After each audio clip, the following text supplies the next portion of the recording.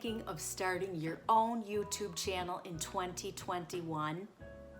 I thought about starting my own YouTube channel for at least a few years, but finally in 2020, I took the plunge, and it's been quite a year of learning. I've learned a lot, and I know there's a lot more to learn, but I thought I'd share with you a few beginner tips while you decide whether to start your own YouTube channel.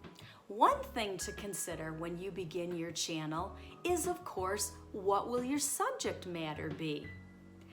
It can sound fairly simple to come up with just an idea off the cuff, but once you have to develop videos week after week and come up with material and content and decide what you're going to put in it, it can be more difficult. I had hoped to share things that I had been through, what I had learned at this point in my life, and to share that information with viewers and hopefully to help them gain some benefit from what I've been through and maybe save them some trouble to learn from some of my mistakes. So it's very important what you pick as your subject matter. Once you've decided on what you will talk about, you have to decide how you're going to present it. Are you going to be somebody who will be sitting on the couch presenting your material, or do action-packed videos, or on the move? Are you walking and talking? I'm always amazed at the amount of views people will get when they're just sitting in front of their bed on the floor, or just sitting outside talking to you.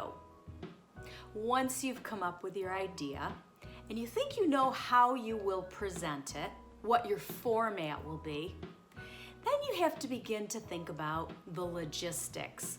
Whew, that can really get you caught up and tied up, figuring out how to do the logistics, at least for me. Considering I'm almost 60, I wasn't exactly a pro at all this technology stuff. The learning curve was quite drastic for me. So you have to think about how you're going to film your video. Are you going to do it from your phone, your iPhone, like I do? Or are you going to have a camera or a different setup? What about the lights? Are you going to do something for glare? I often find that I'm all ready to go, and then there's a lot of noise around me. Somebody's cutting their grass or cutting a tree, or there's dogs going by barking.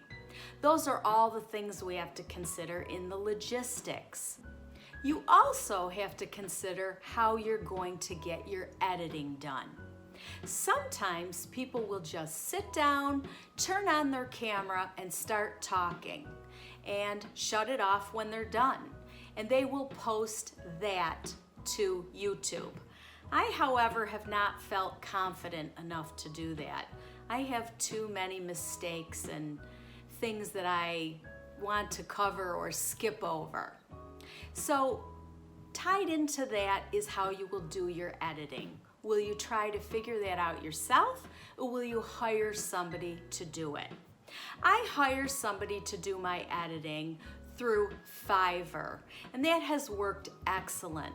But remember, depending on where your editor is located, they may have a different time zone, and that has to come into consideration when you're getting your video edited. Also, it may take a certain amount of time. So if you want to get it done quickly, you have to think about that. And it may take a period of time to convey how you want your videos done. I remember one time when I had sent my editor the cuts that I wanted, and by mistake, I sent some footage that included a very rough draft of the notes I wanted. When he sent it to me to look it over, it was early morning, actually middle of the night, when I gave the okay.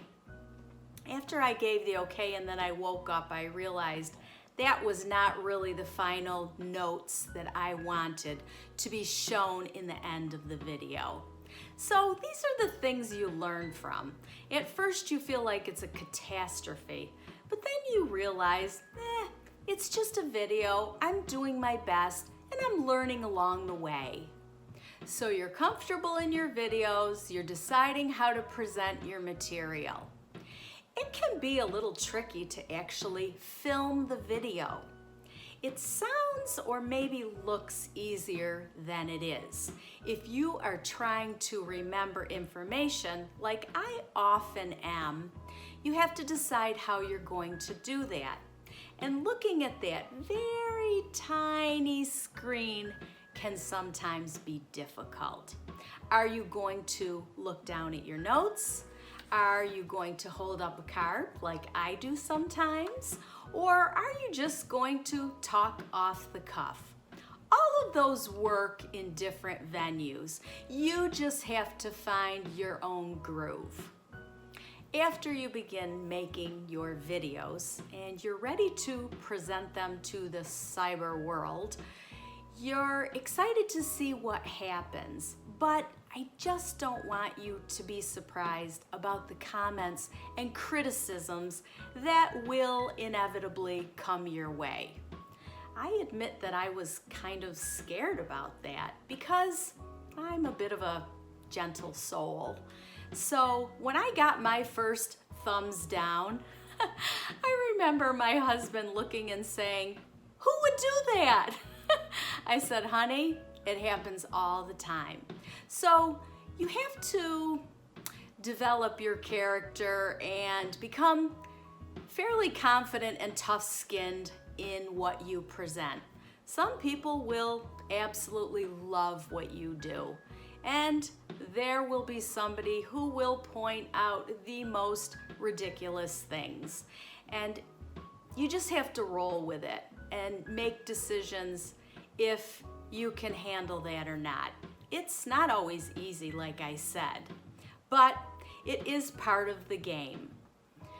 When you're presenting your videos, you're learning to find your voice. I have made less than 35 videos. Sometimes I procrastinate because I overthink which topic or subject I'm going to produce. Then I have to go back to my original idea, my original notes, which were not to try to become some big influencer, but to try to just simply show what I've learned, how I've progressed in my life, and hopefully encourage and inspire some people, and maybe save them from some of the same mistakes. Remember, if you start your YouTube channel, there will be a lot to learn. It's a process. Don't be too hard on yourself. And remember, it's great if we just keep learning along the way. That's the goal.